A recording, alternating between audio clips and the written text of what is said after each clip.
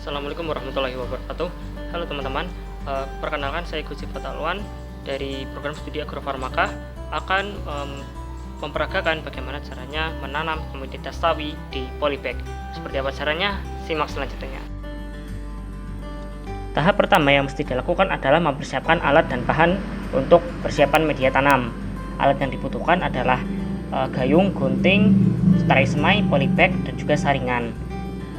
Kemudian untuk bahan yang diperlukan adalah air, tanah, dan juga tentu saja pupuk kandang.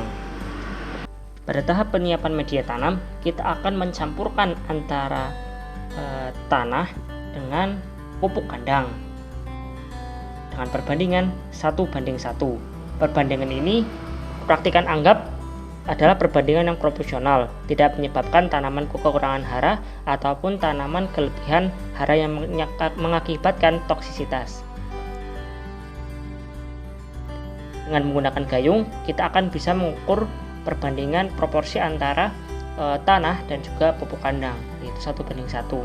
Tanah yang telah tercampur akan kita aduk secara merata agar distribusi atau kandungan hara semakin tersebar di antara setiap tanah.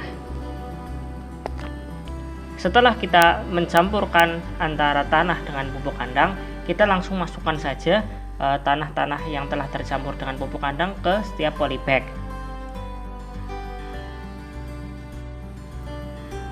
Nah, tahap selanjutnya adalah kita akan menyemai benih. Benih akan kita semai dengan menggunakan tray semai. Sebelumnya, tanah dan pupuk kandang yang telah kita dapatkan tadi, yang telah kita campur, kita akan saring terlebih dahulu agar lebih halus dan juga lebih mengurangi batu-batuan yang bisa menyebabkan tidak rata di tray semai. Kemudian kita akan masukkan benih secara langsung ke setiap tray semai. Setelah itu kita siram tray semai untuk memicu proses imbibisi pada setiap benih. Benih yang kita masukkan pada lubang tray semai kurang lebih antara 2-3 setiap kotak di tray semai.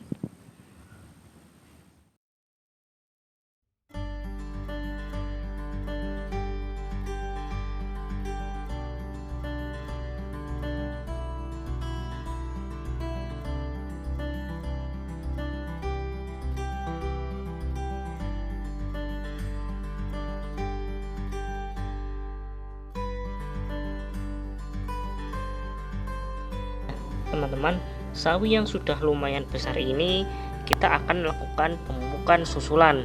Pemupukan susulan bertujuan untuk menyediakan hara bagi pertumbuhan tanaman.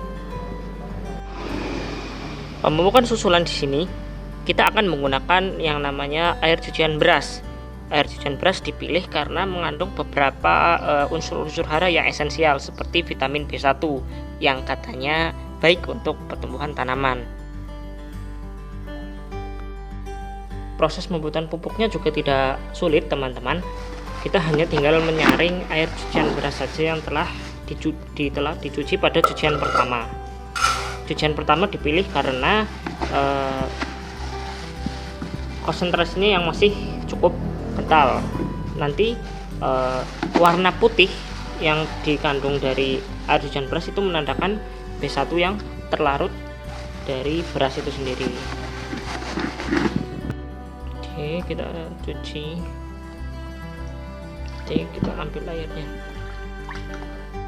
Kita simpan airnya.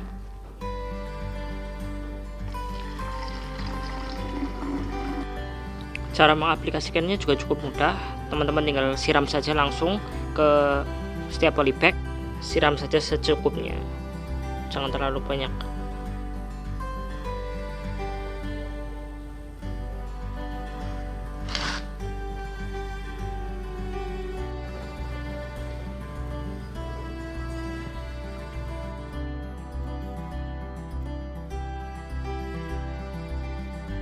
Nah, yang terpenting dalam proses budidaya tanaman adalah proses perawatan. Perawatan tanaman sangat penting untuk menjaga kesuburan dan juga kelangsungan hidup setiap tanaman. Proses perawatan meliputi pemupukan susulan dan juga penyiraman dan juga penyiangan.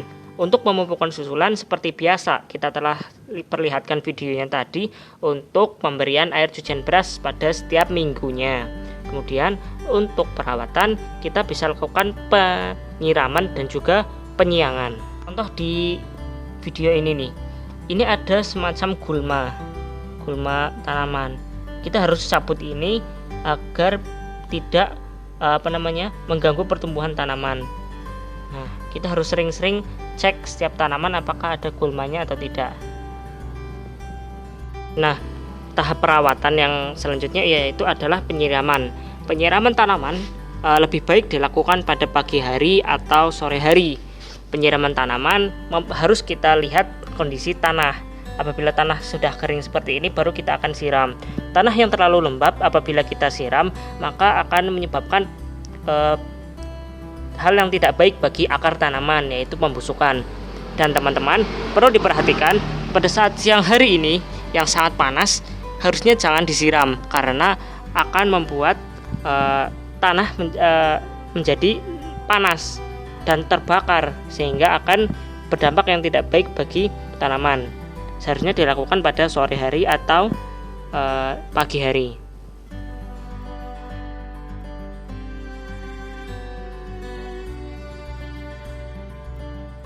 Hari ini kita akan melakukan pemanenan sebagaimana jadwal, yaitu 40 HST. Di sini peralatan yang kita butuhkan sebenarnya tidak banyak, yaitu ada tali rafia untuk mengikat sawi, ada pisau atau gunting untuk mengambil sawi yang ada di dalam polybag, dan juga ada tompo untuk menampung sawi. Sebenarnya bisa dikatakan bahwa tanaman sawi ini belum siap untuk dipanen karena beberapa entah faktor apa yang kurang mempengaruhi pertumbuhan sawi ini. Sepertinya dari faktor cahaya dan dari faktor nutrisi atau pupuk yang diberikan selama proses pemupukan susulan. Caranya juga cukup mudah, tinggal gunting saja bagian akar, bagian pangkal daripada akar tanaman sawi, atau kita bisa mencabutnya juga bisa. Kita akan bersihkan akarnya dengan cara menggunting bagian bawah ini. Sebenarnya masih kecil banget dan belum siap dipanen, tapi karena waktu sudah singkat, jadi praktikum juga tidak bisa dilanjutkan terus-menerus, sementara waktu semester juga sudah semakin pendek, jadi mau apa boleh buat, segini harus tetap dipanen. Ya, pada intinya ini adalah sawi yang telah dipanen. Sebenarnya juga belum siap dikatakan panen, tapi pada intinya praktikan belajar bagaimana cara melakukan proses penanaman, dimulai dari persiapan media hingga proses penanaman. Ya, kita lihat akan jadi berapa ikat ini dari 5 polybag. Setelah proses pemanenan, selanjutnya kita akan mencuci sawi ini sebelum kita ikat dan sebelum kita jual nantinya. Ini adalah tanaman sawi yang sudah kita cuci, kelihatan segar. Gak tahu ini dapat berapa nih, coba setelah sekian bulan kita nanam, gak tahu dapat berapa. Kita akan ikat ini.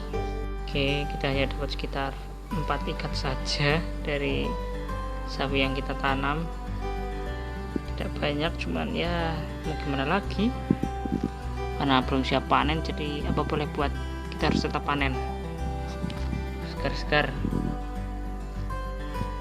Selanjutnya kita akan jual sawi ini ke siapapun yang mau.